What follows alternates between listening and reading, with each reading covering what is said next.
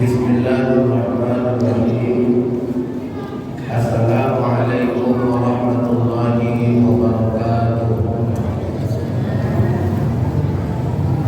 Alhamdulillah, wassalatu wassalamu ala Rasulillah wa ala alihi wa ashabihi wa mawala.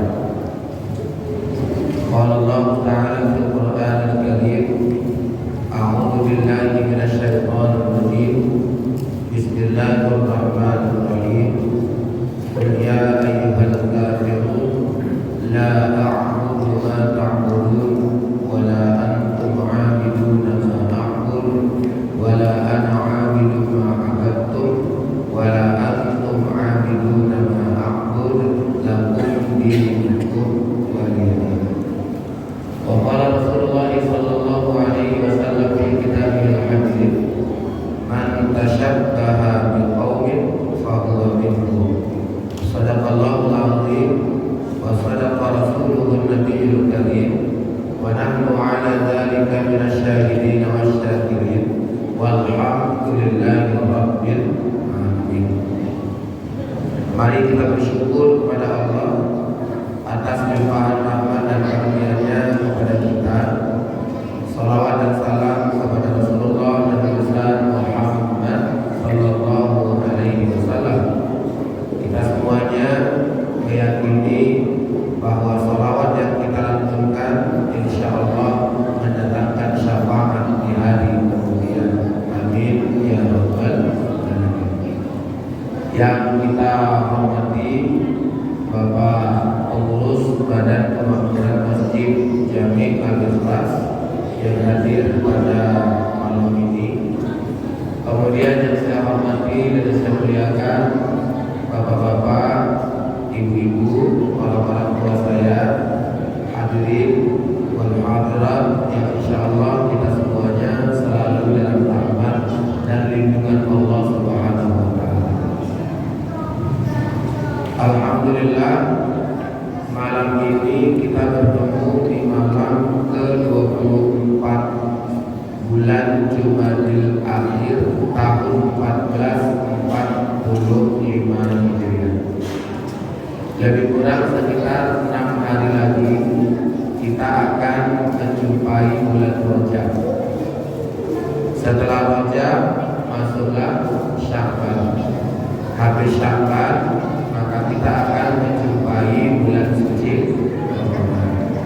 Berarti Bapak Ibu, hitungannya hanya berkisar 2 bulan 6 hari lagi kita akan menjumpai sayyidus syuhur, tuannya bulan, yakni bulan suci Ramadan.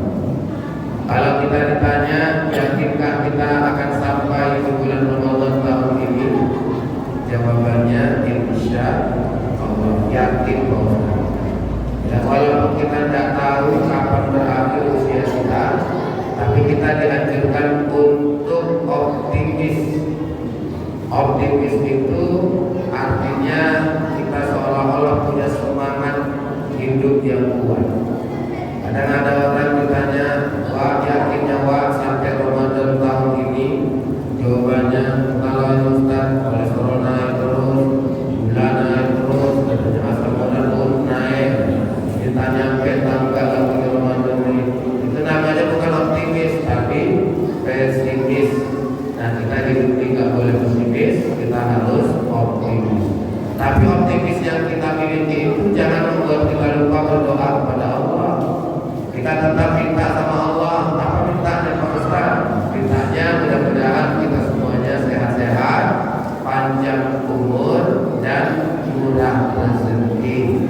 Amin ya rabbal alamin. Bapak Ibu yang dirahmati oleh Allah, kalau kita lihat kalender Masehi, hari ini kita sudah memasuki tahun baru 2024 dan ini adalah hari kelima. Karena kita berada di hari kelima bulan Januari tahun 2024. Berarti 2023 sudah menjadi masa lalu. 2024 adalah masa kini. 2025 dan seterusnya itu adalah masa depan. Kita tidak boleh memisahkan tiga masa ini, karena masa lalu, masa kini, dan masa depan itu saling berkaitan. Orang kalau mau berubah, dia biasanya ingat masa lalunya.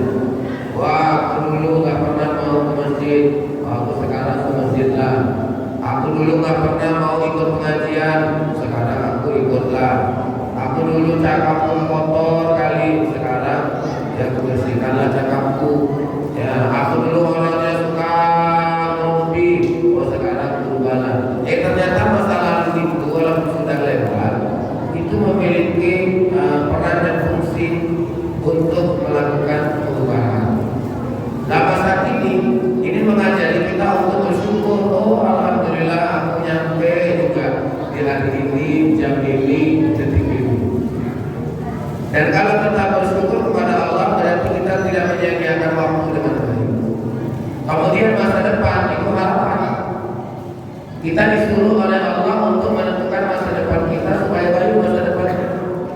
Boleh kita simak di dalam surah Al-Hasyr ayat 18. Allah berfirman, Ya ayyuhalladzina amanu taqullaha wal tanzur nafsum ma qaddamat lighad.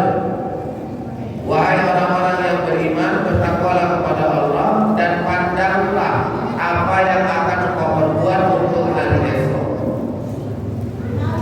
Saya Bapak Ibu selalu mengatakan, Allah itu menyuruh kita jadi hamba secara individual, visioner.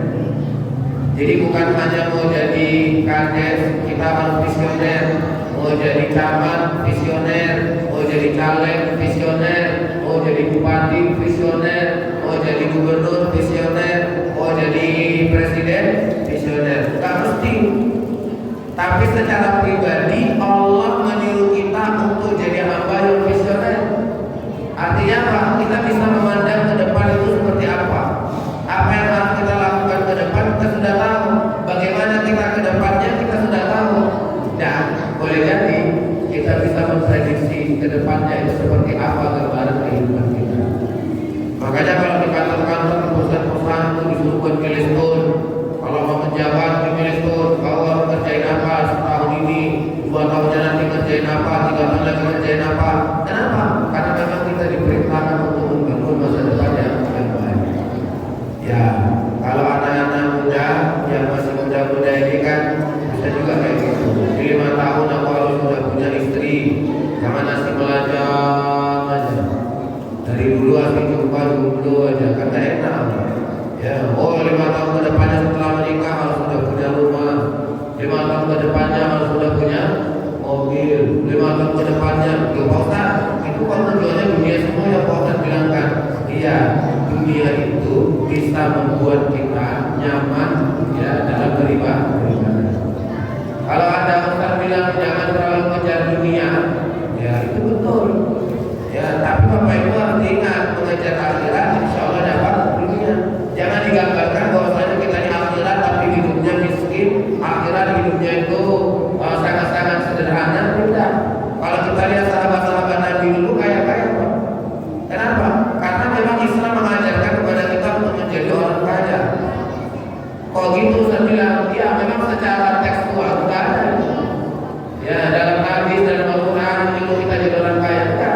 Tapi dalam Islam itu ada ibadah maliyah, ibadah yang berhubungan dengan harta.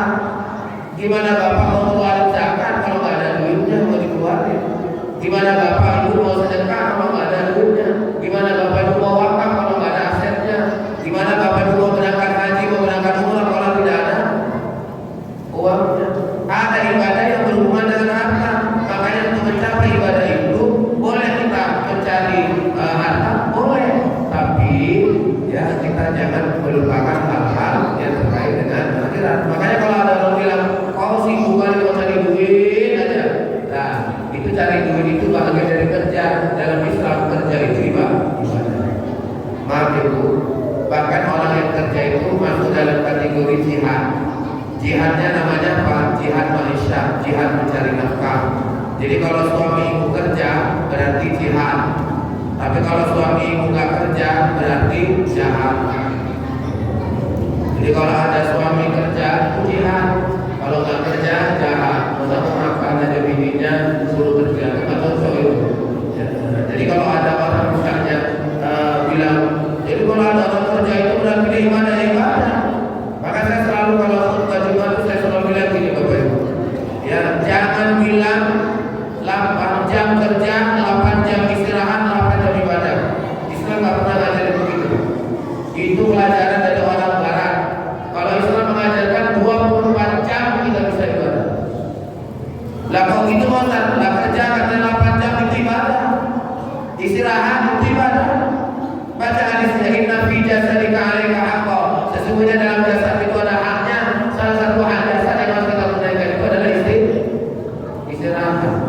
Maaf cakap Bapak Ibu, kita masuk ke toilet aja itu bisa ibadah.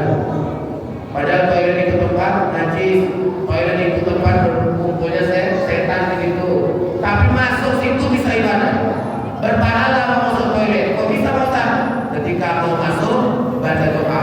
Allahumma inni a'udzubika minal khubuthi wal khaba'ith. Begitu masuk langkah kaki kiri, ya keluar langkah kaki kanan. Itu dalam kondisi normal. Tapi kalau udah kebelet, ya memang nggak setelah di kanan kiri. Ya ada yang masuk kamar mandi itu masuk toilet macam vampir ya kan bunyinya sebenarnya. Dua-dua kakinya masuk itu yang sering kepleset di kamar mandi. Ya tapi Bapak Ibu, bayangkan ya Islam itu mengajarkan sama kita Bapak Ibu, masuk toilet aja bisa dalam kategori ibadah. Makanya kalau ada orang bilang 8 jam kerja, 8 jam istirahat, 8 jam ibadah, berarti kita macam dilokalisasi.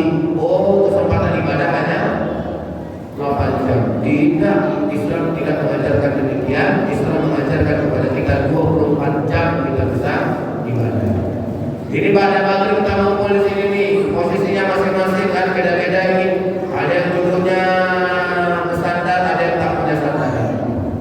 Ada yang duduknya ngejam mata, ada yang buka mata.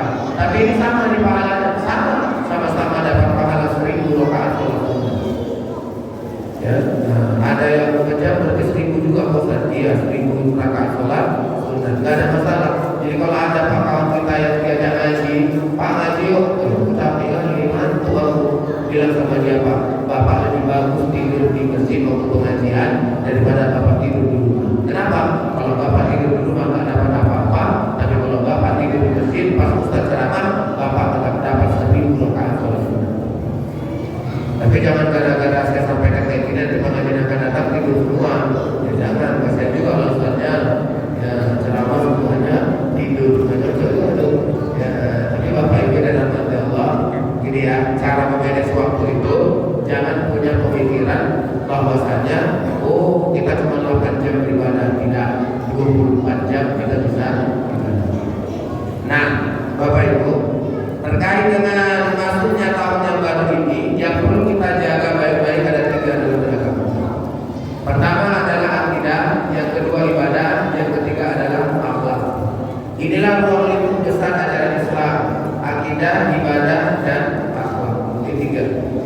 Tapi kadang-kadang yang banyak ancaman itu ketika akhir tahun dan awal tahun itu akidah. Ya contoh, sebelum masuk tahun baru di akhir tahun ada tantangan pertama kita tanggal 22 Desember. 22 Desember itu apa Pak Ustaz? Ya, dikenal oleh masyarakat luas, tidak hanya orang di luar Islam, tapi orang Islam juga mengenal 22 Desember itu adalah hari Ibu. Kita lihat di tanggal 22 Desember itu Bapak Ibu, ya di tanggal 22 Desember itu ya banyak di medsos berkeliaran pada mencari foto kebersamaan dengan ibunya, kemudian mengucapkan selamat hari Ibu. Ya, memang kalau dari sisi logika kita nggak ada masalah, ya mengucapkan selamat hari Ibu. Tapi telusur punya telusur, ternyata tradisi mengucapkan selamat hari Ibu di tanggal 22 Desember itu adalah tradisi orang di luar Islam. Lantas kalau itu tradisi orang di luar Islam, gimana Pak Ustaz? Berarti Bapak Ibu, kita tak boleh mencontoh bahkan mengikutinya. Kalau kita mengikutinya, kenapa namanya Pak Ustaz? kenallah kita sama hadis Nabi, man tashabbaha biqaumin fahuwa minhum. Barang siapa yang menyerupai suatu kaum, maka dia termasuk dalam golongan mereka. Yang jadi masalah itu adalah ya, hari ibu ditetapkan di tanggal 22 Desember. Kalau Islam mengajarkan tidak ada hari yang ditetapkan sebagai hari ibu. Semua hari bagi kita sebagai seorang anak itu adalah hari ibu. Ya, sama juga hari ayah untuk pulang. Ya, masa hanya ada hari ibu, hari ayah mana? Artinya dimulai hari ayah. Ya, terakhir muncullah ini setiap hari ayah. Yang saya lupa itu tanggal berapa hari ini. Ya, tapi ada itu katanya hari ayah. Ya, hari ayah itu Pak tanggal sekian, misalnya udah muncul itu postingan WA, Facebook, IG segala macam mengatakan selamat hari ayah, selamat hari ibu, bapak ibu. Begitulah cara orang di luar Islam itu mendoktrin kita dengan tradisi-tradisi yang mereka bawa. Kemudian yang melaksanakannya adalah kita. Sampai-sampai mama-mama kadang-kadang mau minta sesuatu dari anaknya nunggu hari ibu. Ya, minta baju baru pas tanggal 1 Januari. Apa kata anaknya? Mama, sabarlah yang nunggu hari ibu. Hari ibu 22 Desember. Ya, 1 Januari ke 22 Desember apakah aku setahun juga ya? Terakhir belum nyampe 22 Desember, mamanya nih tinggal. Ya, nggak bisa dapat baju dari anaknya. Kita Bapak Ibu yang rahmati Allah, kalau mencontohnya baik-baik, jangan mencontoh yang tidak-tidak. Tapi kebanyakan kita ini serba latah. Latahnya kenapa? Yang ikut-ikut Pak. Itulah yang disebut kalau dalam kajian fikih itu namanya taklid. Ikut-ikut tapi nggak tahu dasar. Kalau ikut nggak tahu dasar ini yang bahaya itu. Ya sama Bapak tengok nanti sholat kita itu masih banyak tuh sholat yang Assalamualaikum warahmatullahi wabarakatuh, buka kanan tangannya. Assalamualaikum warahmatullahi wabarakatuh, sebelah kiri ditutup. Ini kalau ditanya ini yang sholatnya kayak gini, tanya coba apa hadisnya, apa dasarnya? Karena kalau sholat nggak boleh kalau tidak ada dasarnya. Sallu kama ra'aitumuni usolli, sholatlah kamu sebagaimana kamu melihat aku sholat. Pertanyaannya, adakah hadis yang mengajarkan salam itu buka telapak tangan kanan dan tutup telapak tangan kiri? Enggak. Bahkan hadisnya itu ditulis oleh Imam Sa'id Sabiq dalam kitab Fikih Sunnah. Hadis dari riwayat Tirmidzi. Apa yang disebutkan oleh Rasulullah? Rasul bersabda, ketika kau salam cukuplah kau ucapkan Assalamualaikum tanpa kau buka telapak tangan. Jadi kalau kita udah ngaji ini tolong bantu sampaikan sama yang lainnya. Kalau masih ada yang Assalamualaikum warahmatullahi buka kanan, Assalamualaikum warahmatullahi buka kiri, bilangin Pak ada lagi kayak gitu Pak, Bapak lupa siapa? Kakek kok dulu kayak gitu, kakek Bapak udah tinggal, udahlah, jangan lagi. Kalau masih hidup kan kita bisa bilang coba tanya sama kakek kenapa mau buka kanan.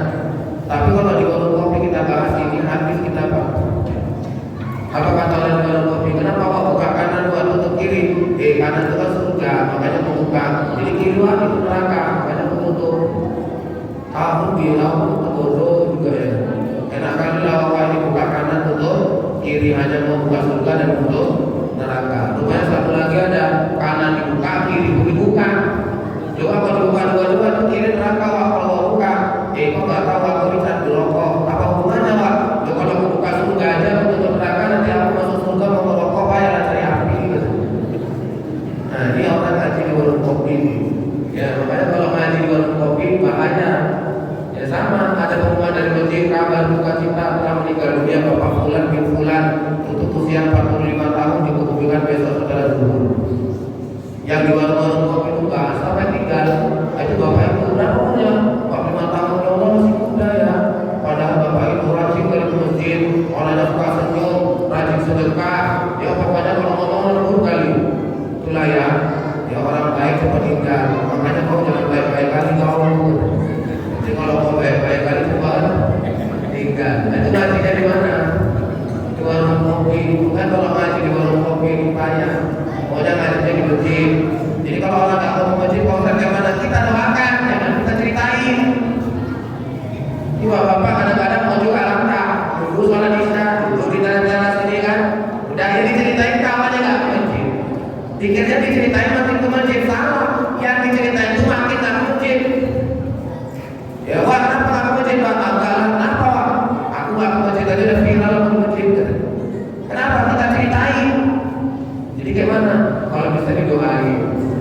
Ini imam-imam di masjid kita ini kalau bisa punya tradisi Pak, habis sholat ya doakan orang yang belum mau ke masjid supaya rajin ke masjid. Kalau bisa, bila perlu hadiahkan sekali Fatihah untuk orang-orang yang belum mau datang ke masjid. Dan kalau bisa nicknya buat nick keluar. Ya Allah, pakai bahasa Indonesia aja. Ya Allah, bagi jamaah sekitar masjid kami ini yang belum dapat hidayah sholat berjamaah ke masjid, mudah-mudahan Kau berikan hidayah ya Allah. Bibarakatil Fatihah. Itu yang di luar sana itu ibu-ibu kenapa kita boleh? Ya, habis itu nanti ke masjid. Antara duanya, kalau nggak rajin ke masjid mau sholat, yang kedua mana ada sahabat Fatihah yang masjid. Karena menurut mereka biasanya yang di Fatihah itu adalah orang yang sudah meninggal dunia. Nah, Bapak Ibu begini, kita ini jangan ikut-ikut aja, tanya dulu sama-sama nanya yang sama yang ngerti. Kalau yang ngerti itu siapa? Ulama, ya ustaz, ini banyak isi-isi ceramah sini kita tanya. Nah, 25 Desember kita diuji lagi yang tidaknya mengucapkan selamat Natal. Ada yang belumnya lengkap, ya misalnya macam kadaringnya, dipas sama komandan, dipas sama pimpinan. Ya, selamat Natal ya komandan. Ya, ini kan bahaya Pak. Ya kenapa? Karena fatwa MUI Pusat sejak Buya Hamka jadi ketua MUI Pusat itu sudah ada fatwa mengucapkan selamat Natal hukumnya haram. Tapi ada yang nanya sama saya, Ustaz, kayak mana Ustaz? Dia komandanku, dia pimpinanku. Nanti kalau nggak mengucapkan selamat Natal, dia pikirnya aku ini, ya nggak peduli segala macam. Nanti bahaya sama aku Ustaz. Itu nggak dia masalah. Kita aneh, orang Islam Indonesia ini aneh. Ya, di Indonesia ini kita mayoritas, tapi kita tak pernah bisa terus terang sama orang di luar Islam. Apa salahnya Bapak Ibu terus terang sama orang di luar Islam? Ketika bertetangga sama non Muslim, ketika bertetangga sama orang non Muslim, itu bilang aja sama mereka, maaf ya, kami dalam agama Islam tidak diperbolehkan mengucapkan selamat Natal. Ya, tolong jangan marah ya kalau seandainya kami tidak mengucapkan selamat Natal. Ngomong kayak gini tidak berani, padahal kita ini mayoritas. Oh nggak berani. Kecuali masalah kita bikin minoritas, misalnya di daerah-daerah yang minoritas di Rohingya, ucapkan selamat Natal boleh. Itu namanya hifdzun nafs, menjaga diri. Kalau awak dalam posisi yang tidak aman di daerah minoritas itu, sama Pak, kurban, coba kurban dibagikan untuk orang kafir, boleh nggak? Nggak boleh. Kurban itu untuk orang Islam, kecuali bagian bapak kasih sama orang non Muslim. Kalau boleh. Contoh, saya dapat daging kurban nih, misalnya berapa? Oh saya kurban dapat 3 kilo. Saya kasih tetangga kanan saya non Muslim itu setengah kilo saya kasih. Boleh? Boleh. Tapi kalau panitia kurban khusus memberikan kupon untuk orang di luar Islam itu tidak boleh. Tapi kalau bapak ke Samosir, kalau bapak ke Nias Barat, kalau bapak ke daerah minoritas di Sumatera Utara ini, dia ada orang berkurban di sana Pak. Orang Islam berkurban, orang non Muslim ikut menikmati dagingnya. Loh, Ustaz kok diam aja di sana kayak gitu? Karena di sana itu kondisinya minoritas. Lah kita ini nggak bisa Pak. Macamnya macam kita ini malu, bukan. Yang ngomong sekedar ngomong maaf ya Pak, aku nggak bisa mengucapkan selamat Natal. Kenapa nggak bisa gitu ngomong?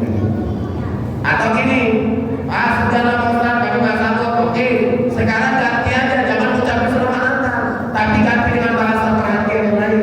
Misalnya, komandan, sibuk nih ya, lagi Natalan ini ya. Oh iya, apa komandan? Mudah-mudahan komandan ya nanti acara Natalnya berjalan lancar ya. Boleh kita begitu? Boleh. Kalau mengatakan semoga acara Natalnya berjalan lancar, boleh? Boleh. Sama halnya ketika kita mendoakan orang non Muslim sehat-sehat ya, panjang umur ya, murah rezeki ya, sukses ya, boleh? Boleh. Kalau doa yang hubungannya dengan dunia, boleh. Nabi SAW di Taif itu kalau pergi ke masjid dilempari batu, dilempari kotoran, diludahi. Yang langganan Nabi dilempari batu, meludahi ini sakit. Nabi ngapain? Datang menjenguk. Jenguk ngapain Pak? Bawa kurma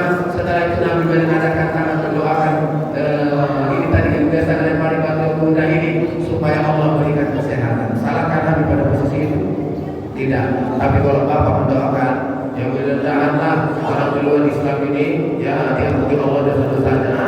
Banyak itu. Ya kalau itu nggak bisa. Sama kayak ada kawan saya mualaf, mamanya meninggal, Kristen. Di teleponnya saya, apa Ustaz? Mama meninggal itu, oh ini adalah ya. Gimana nih aku datang nggak ya? Mama aku masih agama Kristen. Datang mama.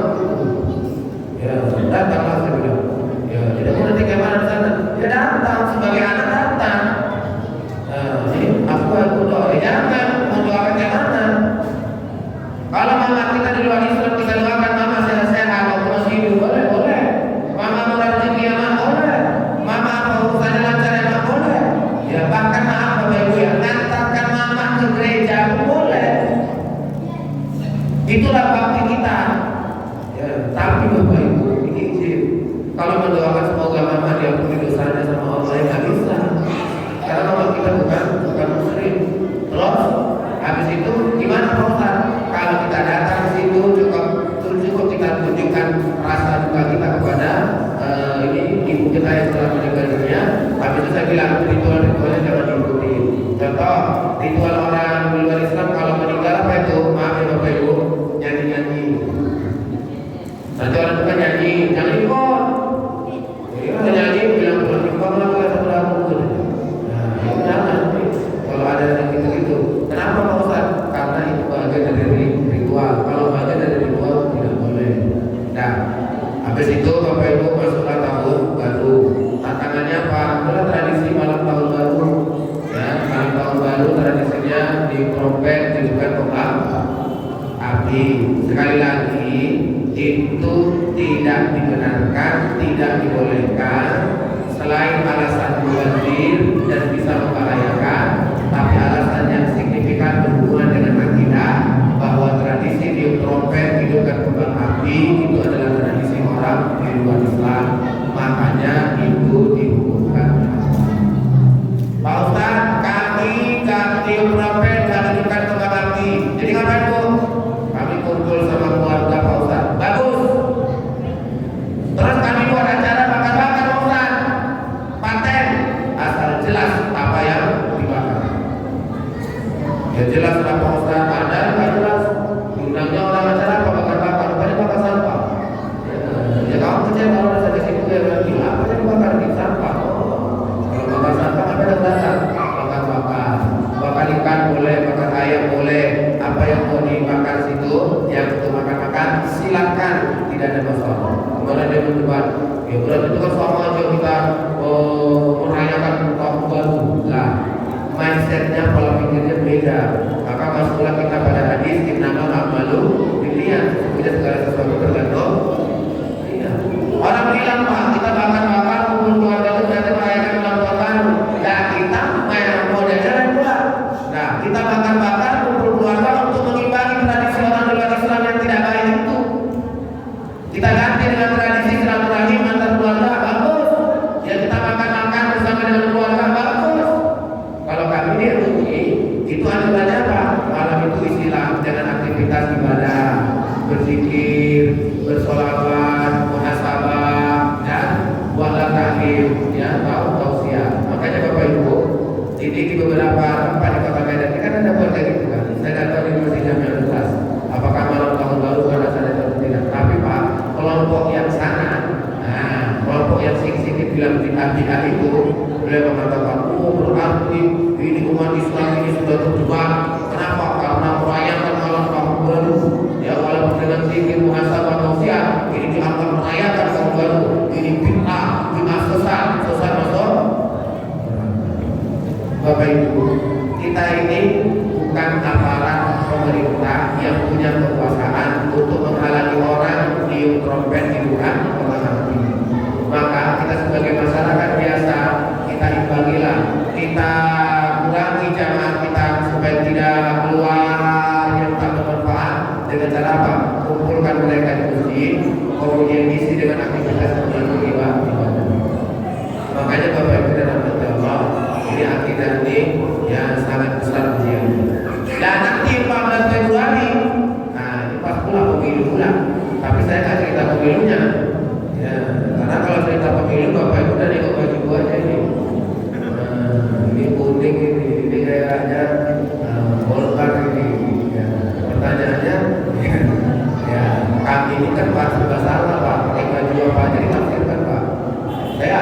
merah, ya asli ininya sarung merah, bajunya merah.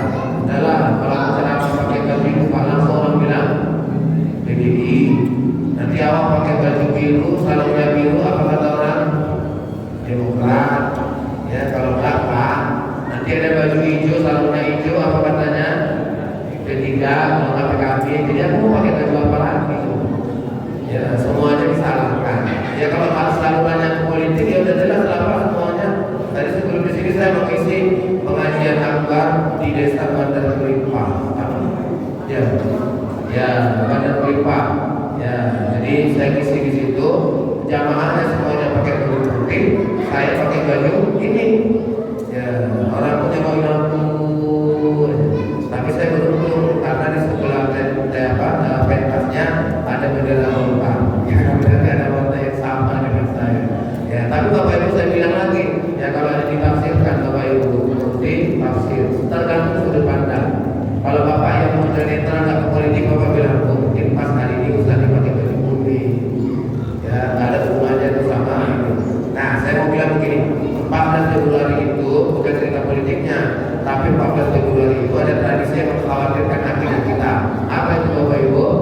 Yakni hari Valentine. Bapak Ibu yang dirahmati Allah, jaga anak kita dan jaga diri kita. Ya, kenapa? Hari Valentine itu disebut hari kasih sayang. Yang banyak merayakannya itu umat Islam. Oke, pertanyaannya hari Valentine itu hari apa Pak Ustaz? Sebenarnya hari Valentine itu adalah hari memperingati kematian seorang pendeta bernama St. Valentino. Tapi yang merayakannya umat Islam. Nah inilah yang menyalah-nyalah ini.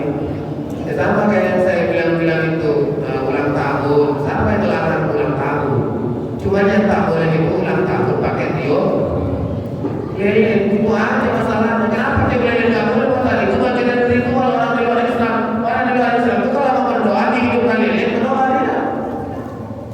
Ya, Bapak boleh perhatikan. Nah makanya kenapa orang di luar Islam itu ulang tahun pakai tiup? Karena itu ritual mereka. Kita dibilangin anak seorang lilin aja kok. Kadang awak kalau selamanya ada ini juga. Ya, ada pala-palanya juga. Ada dibilang itu masih kayak. Yang sedihnya Bu, hari ini saya pengajian tentang gak boleh ulang tahun pakai tiup lilin. Minggu depannya, aku tengok di Facebook, ibu itu yang aja waktu itu ulang tahun pakai tiup lilin. Rasanya mau blokir Facebooknya aja. Ya, cuma nanti katanya putus silaturahmi, kena hadis lagi ya kan? Dari dukhulul jannah terpotik katanya tidak akan masuk surga orang yang memutuskan silaturahmi. Nah Bapak Ibu, ini maaf ya, jangan sepele dengan hal-hal yang berkaitan dengan akidah. Karena kalau akidah kita rusak, aktivitas ibadah yang lainnya juga rusak. Jadi Bapak Ibu yang dirahmati Allah, kita hanya mencatat bahwasanya masalah besar dalam hidup kita ini adalah masalah akidah. Kalau masalah pemilu yang akan datang ini, akidah ada hubungannya Pak Ustaz? Adalah. Yang penting satu aja Bapak Ibu, pilihan boleh beda, tapi silaturahmi tetap dijaga. Orang yang calon mau mulai itu. Ya, kita harus dewasa berpolitik. Dan habis itu Bapak Ibu, yang paling penting satu aja, jangan pilih orang di luar Islam itu. Kita kan rasanya menulis Pak, bahasanya menulis lah ya. Kayaknya mau nggak habis pikir gitu ya. Kota Medan yang mayoritas umat Islam, tapi ketua DPRD-nya orang di luar Islam, orang non-Muslim. Provinsi Sumatera Utara, orang Islam mayoritas 65% bahkan 70% umat Islam. Ini ketua DPRD Provinsi Sumatera Utara orang non-Muslim. Coba. Kenapa kok bisa kayak gitu Ustaz? Adilan perlu kita buat. Jangan sepele. Bapak Ibu, nyoblos nanti itu malaikat itu Bu. Ya, malaikat itu ada kode-kodenya, mana kode-kode. Ya, rupanya wawa itu lupa bawa kacamata. Ini kan salah ini. Ya, lupa bawa kacamata. Aturannya yang mau dicoblos sama orang Islam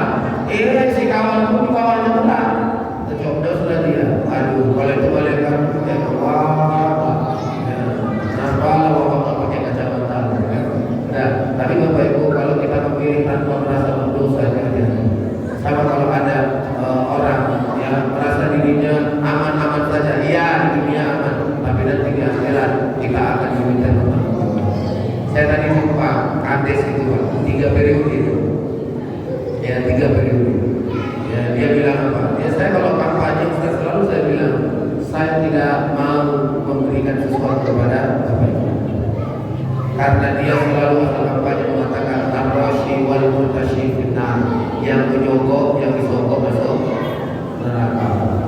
Kalau saya jadi kades, saya kasih bapak ibu bingkisan, saya kasih bapak ibu uang, saya kasih bapak ibu ini, ya berarti sama saya ini pimpinan yang mengajak bapak ibu masuk neraka.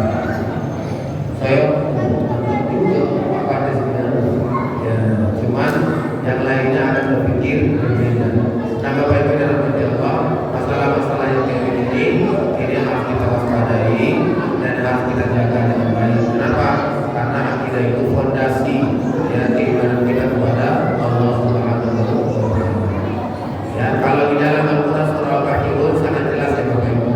Kalau dalam kaitannya dengan akidah Bapak Ibu, tidak hanya apa yang disembah yang harus kita perhatikan, tapi bagaimana cara menyembah itu juga harus kita perhatikan. Bapak Ibu lihat di dalam surah Al-Kafirun kan, wala antum amiluna ma aqul, diulang 2 kali. Sama, redaksinya sama. Apakah maknanya sama? Dalam kajian tafsir maknanya tidak sama. Wala antum amiluna ma aqul, dan tidak engkau menyembah. Maknanya itu dimanakan apa yang aku sembah, berarti objek yang disembah. Tapi wala antum amiluna ma aqul yang kedua, dan tidak engkau menyembah, maknanya itu dimanakan dengan bagaimana cara aku menyembah. Jadi apa yang disembah tak boleh sama, dan bagaimana cara menyembah jika tidak boleh sama. Makanya dari situ muncullah antasyabbaha bil qaumi fahuwa minhum. Barang siapa menyerupai suatu kaum, maka dia termasuk dalam golongan. Bapak Ibu, ini baru kita cerita terkait dengan akidah. Belum lagi cerita ibadah, belum lagi cerita tentang akhlak. Kalau ibadah lagi, aduh, kita ini ada orang yang baru pintar Pak, suka jalan-jalanin. Ini penting kita. Dia baru aja belajar, sampai di masjid atau nengok beda dengan apa yang belajarnya langsung disalahin. Pak, apa salah Pak? Kenapa? Tuh tengok mata kaki bawa tutup. Kenapa rupanya kalau aku tutup mata kakiku? Ya nggak boleh Pak, harus dinampakkan mata kaki Pak. Oh, ini baru belajar Pak. Sama kayak orang baru belajar pencaksilat Pak. Kalau baru belajar pencaksilat, disenggol orang sakit, oh mau lawan aja Pak. Tapi kalau guru pencaksilat, mau disenggol, mau didorong, nggak mau dia melawan, kecuali mau dihajar, baru dia akan menangis. Kenapa? Karena orang yang baru belajar itu potensinya luar biasa. Aneh, belajar otodidak, baca buku, baca internet, jangan di Google. Kemudian coba-coba jalan-jalan orang. Dia ditanya alumni mana, waktu STM, sekolah teknik mesin gitu. Habis itu jalankan orang yang habis sholat baca doa bersama, habis sholat baca zikir bersama, itu dia bisa lanjut. Kita nggak usah pakai dalil dulu ya, kita pakai logika aja Pak. Kalau doa bersama, zikir bersama ini adalah bid'ah, ini adalah sebuah kesalahan. 2600 tahun yang lalu ulama-ulama kita di Indonesia ini membiarkannya. Kan tak mungkin kalau ini salah Pak, dibiarkan sampai ratusan tahun. Ini logika Pak ya, logika. Lantas pertanyaannya, apakah benar itu salah? Tidak. Karena mereka menyembunyikan hadis terkait tentang doa bersama setelah sholat, zikir bersama setelah sholat. Doa ada hadisnya bukannya Pak Ustaz? Ada. Hadisnya itu dari Ibnu Abbas lagi. Bahwasanya zikir bersama dan doa bersama itu sudah ada pada masa Rasulullah. Tapi Bapak Ibu, Rasulullah itu tidak mengorganisir dan Rasulullah tidak melakukannya langsung. Kalau membaca zikir dengan suara jahat, dengan suara keras, pernah dilakukan Rasulullah? Pernah, tapi tidak diorganisir. Nah, buktinya apa? Dari mana sahabat tahu kalau Rasulullah habis sholat baca la ilaha illallah wahdahu la syarikalah 11 kali? Ya kemudian baca Allahumma anta salam wa minka salam wa alaika ya salam. Nah, dan seterusnya baca zikir Allahu Akbar 33 kali, subhanallah 33 kali, alhamdulillah 33 kali. Dari mana tahunya? Karena apa? Karena suatu ketika Rasulullah pernah menjalankan bacaan zikirnya. Lagi dalam buku sholat seperti Nabi Sallallahu Alaihi Wasallam, ya Hasan bin Ali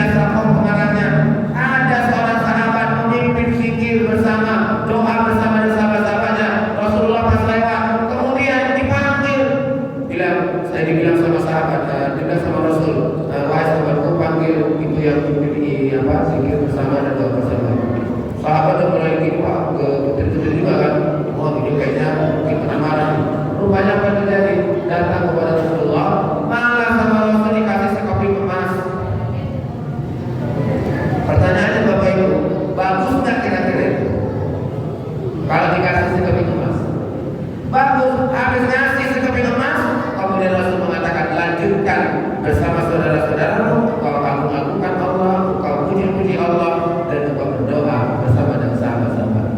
Lagi dalam Al-Quran coba lihat tuntunan doa itu coba. Doanya apa di dalam Al-Quran? Coba doanya ini. Rabbana atina, Rabbana zalamna, Rabbana ma khalaqta hadza batilan, Rabbana innana sami'na, Rabbana itu artinya apa? Wahai Tuhan kami. Apa wahai Tuhan? Lah kalau kita bilangnya wahai Tuhan kami, berarti itu kan tandanya jamak. Kalau jamak berarti ada sinyal Al-Quran menyuruh kita untuk doanya bersama. Apalagi dalam hadis Rasulullah bersama, doa sendiri dengan doa berjamaah itu lebih dikabulkan doa berjamaah. Cukuplah itu ibadah. Makanya khilafiyah itu cukup begini. Kalau kamu tidak mau doa bersama, silakan. Kalau kamu tidak mau zikir bersama, silakan. Udah, tapi tolong jangan menyalahkan orang. Selesai. Dia tak mau ngirim, silakan. Dia tak mau tahlilan, silakan. Yang penting dia bisa memahami pemahaman orang. Titik. Kita dari dulu sama Muhammadiyah juga gak ada masalah. Ya paling grassrootsnya itu. Yang di bawah-bawah itu yang ada masalah. Kenapa? Karena mungkin pemahamannya belum tajam, belum tajam. Nah jadi Bapak Ibu, ini beberapa hal yang mungkin bisa menjadi penambah luas wawasan kita terkait bagaimana beragama. Tapi ini baru pada wilayah akidah dan sedikit tentang ibadah. Kalau terkait dengan akhlak, ya itu hasil dari ibadah kita. Mudah-mudahan bermanfaat. Ini masih ada waktu kita sekitar ya 10 atau 12 menit lagi. Ya kepada Bapak Ibu silakan kalau ada yang mau dipertanyakan. Saya tutup dulu. Wassalamualaikum warahmatullahi wabarakatuh. Silakan Bapak Ibu yang ingin bertanya seputar pengajian kita pada malam hari ini.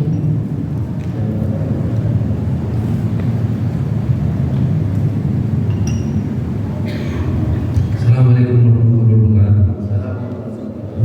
Ustaz kita yang dimuliakan, saya tertarik Ustaz tadi mengenai barang siapa dibuat sunni juga tukang maka tidak termasuk golongannya. Saya sedang melihat semoga karena poster yang ditulis oleh Muslim selamatnya itu di sejarah besar-besar kita begini Ustaz, sambil lewat kita di jalan kita bahas selamat punya, tapi kita ucapkan hanya kita lihat aja tanpa kita mengerti. Macam mana Ustaz? Apa termasuk kita itu sudah masuk dalam mereka? Itu aja Ustaz. Assalamualaikum warahmatullahi wabarakatuh. Memang spanduk ini kan berkeliaran terus kan. Ya mereka buat ya selamat Natal. Apalagi maaf ya Bapak Ibu, ini caleg-caleg yang cari apa ini popularitas ini ikut-ikutan itu. Ya buat spanduk mengucapkan selamat Natal. Awak lewat, terbaca awak. Ya namanya dulu stop, ya terbaca. Ya, ini nggak bisa dikira lagi karena awak pandai baca. Ya kalau seandainya awak terbaca gitu, itu salah. Berarti bagusan awak nggak pandai baca. Ya biar nggak berusaha kan gitu. Tapi itu yang gini Pak, yang Bapak sampaikan itu kalau Bapak baca, misalnya terbaca Bapak dalam hati misalnya, ya itu tidak jadi masalah. Bahkan kalau Bapak baca objek yang kita ucapkan itu tidak ada, nah, itu nggak ada masalah juga. Ya, yang penting ini Bapak jangan mengucapkan selamat Natal di depan orang yang merayakan Natal itu. Nah, gitu, ya. Ada objeknya sama kayak gini. Matabas buka biwajhi akika saudara, senyum di hadapan saudara itu sedekah. Kalau Bapak senyum, ini maaf ya, pas nengok foto senyum gini, apakah itu sedekah? Tidak Pak. Harus ada objeknya yang dipandang jelas, yang membuat Bapak tersenyum juga jelas.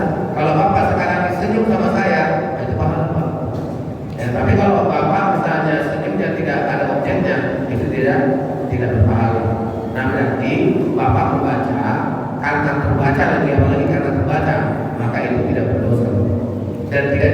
mengucapkan selamat karena objeknya kan ya lihat di apa kan ya, orangnya nggak ada. Nah, kecuali orangnya di depan ya bapak bilang selamat Natal tapi besar di depan kan masa depan. Oke, ada orang yang ditarget itu ada menelusuri Pak. Kalau yang tertulis ya nggak apa-apa bapak baca gitu bapak, apalagi bapak bilang tadi terbaca bukan dia baca lewat gini wajar lah kita namanya lewat gini itu kita terbaca sama kita nggak apa-apa, yang penting bapak jangan ucapkan sama orangnya langsung. Nah itu jadi mengucapkan selamat Natal kepada orang yang sedang merayakannya itulah yang halal. Tapi kalau saya kan berulang mengucapkan selamat Natal, selamat Natal, selamat Natal, saya bilang ini kan. Tapi saya kan ini nggak ada orangnya, yang nggak ada orangnya, maka tidak ada masalah. Harus ada orangnya baru disebut itu hak. Ya.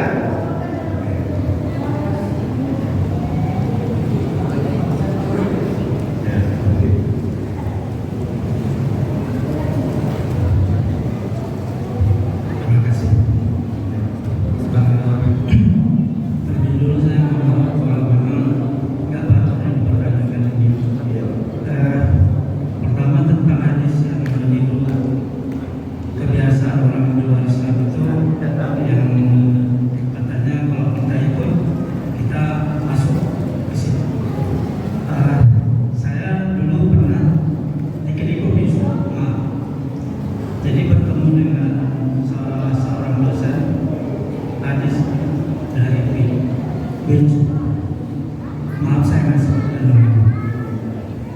Nah lalu pada waktu itu saya bertanya begini, di tempat kami kerja pada waktu itu lebih 10 tahun yang lalu diwajibkan pakai dasi.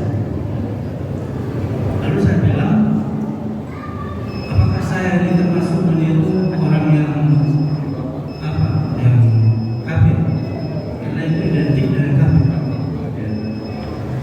Dibilangnya hadisnya itu ada, tapi peristiwa itu terjadi ketika perang. Perintah itulah dibilangnya supaya apa? Supaya bagaimana supaya jangan meniru orang bagian orang itu supaya jangan terbunuh sesama muslim.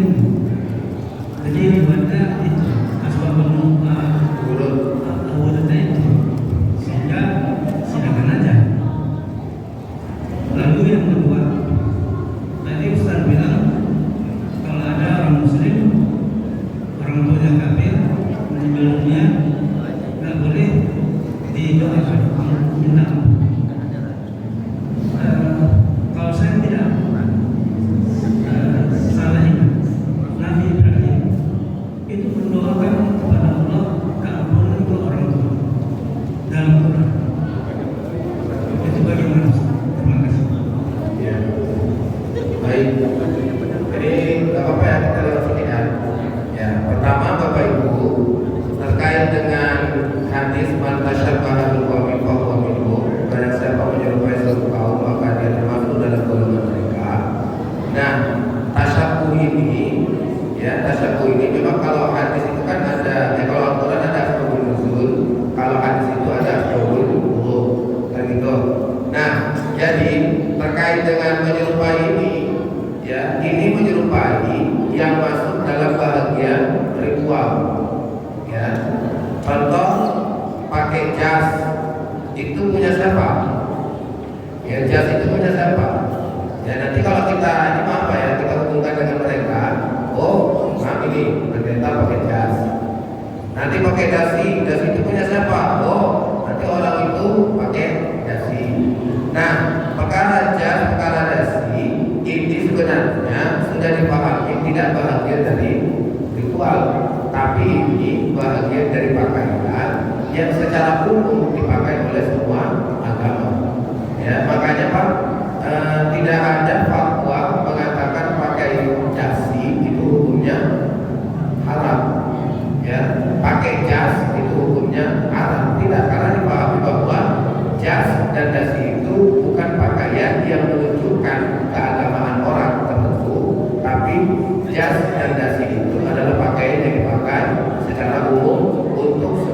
yang tidak ada hubungannya dengan agama. Ini maaf ya, kami kadang-kadang Ustaz kan juga sering pakai jas. Ini maaf Pak, pakai jas.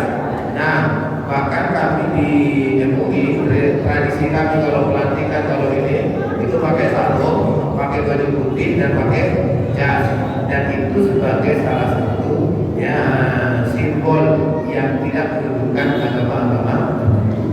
Walaupun Bapak bilang tadi misalnya dosen tadi lah ya, saya nggak tahu juga ininya ya, bahwasanya ada asbabul wurud tertentu, tapi Pak dalam dalam kajian untuk mengeluarkan ijtihad fatwa misalnya, kebanyakan ya menggunakan hadis ini sebagai salah satu cara untuk menjaga akidah umat Islam ini supaya tidak terkikis dengan ritual-ritual yang hubungannya dengan orang luar Islam.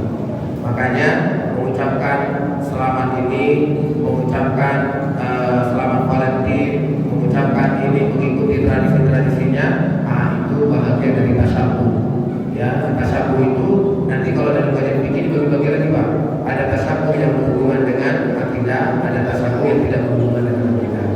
Ya, contoh mereka buat depan Ismani misalnya kan waktu adalah uang, spiritnya benar ya, tapi orientasinya mungkin salah karena mengukur semuanya dengan uang. Kita dalam Islam ada waktu kasai, waktu adalah pedang dan lain sebagainya.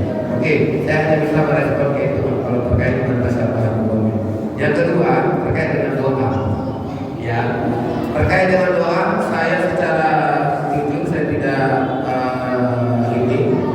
memahami apa tadi yang Bapak bilang doa Nabi Ibrahim itu. Ya, saya tidak ini, tapi yang jelas Bapak Ibu bahwa doa yang kita sampaikan kepada siapapun sebenarnya pada prinsipnya boleh, tapi tertolak. Makanya daripada tertolak bagusan tidak. Nah, jadi kalau misalnya kita doakan orang di luar Islam, kita doakan supaya dosanya diampuni oleh Allah, bisa begitu. Ya, supaya dosanya diampuni oleh Allah, padahal dia orang bukan Islam, orang di luar Islam, maka itu sudah otomatis tidak dikabulkan Allah. Kenapa? Karena sudah jelas bahwasanya mereka itu bukan orang-orang yang berbuat tidak. Sama kayak gitu Pak. Kenapa Nabi Muhammad SAW menangis ketika Abu Thalib pamannya yang menjadi banking? Ya, banking lah kita bilang di sini ya. Jadi banking untuk pengembangan Islam, siar Islam, ya, tapi nggak masuk Islam. Nabi Muhammad menangis sampai turunlah ayat Allah, innaka la tahdi man ahbabta walakinnallaha yahdi man yasha. Sesungguhnya Allah tidak memberikan hidayah kepada orang yang kau cintai sekalipun wahai Muhammad, akan tetapi Allah yang akan memberikan hidayah kepada orang yang aku kehendaki. Nah masalahnya, ini masalahnya Pak. Nah masalahnya, apakah Abu Thalib nanti pada akhirnya masuk surga atau tidak? Jawabannya Allahu a'lam bishawab. Tapi pada prinsipnya siapa yang tidak bertuhankan Allah, maka secara prinsip dia tempatnya bukan di dalam surga. Beda lagi perdebatan misalnya ayat Nabi, ya, ayat Nabi itu masuk surga atau enggak? Ya, beda lagi. Nah kita mundur ini ya di belakang lagi. Nah ayat yang bunyi wa ma kunna mu'adzibina hatta nab'atsa rasula, dan tidaklah diazab orang-orang yang belum masuk risalah kepada mereka. Itu berlaku untuk ayat Nabi. Makanya kalau ada yang mengatakan ayat Nabi itu masuk surga enggak?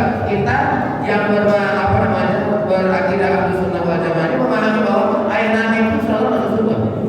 Kenapa? Karena masa ayat Nabi itu masa fatrah. Fatrah itu artinya terputus, ajaran tidak masuk. Dan kita juga jangan pilih Pak ya sama orang daya, sama orang primitif, sama orang pedalaman. Kalau sempat mereka tak pernah dengar tentang agama, tak pernah dengar tentang Islam, kemudian mereka meninggal dunia, maka Bapak Ibu hampir dipastikan mereka masuk surga. Karena ada orang kafir yang masuk surga, ada orang kafir yang masuk surga. Salah satunya adalah anak yang lahir, ya, kemudian dia belum dewasa dan dia meninggal dunia, itu masuk surga.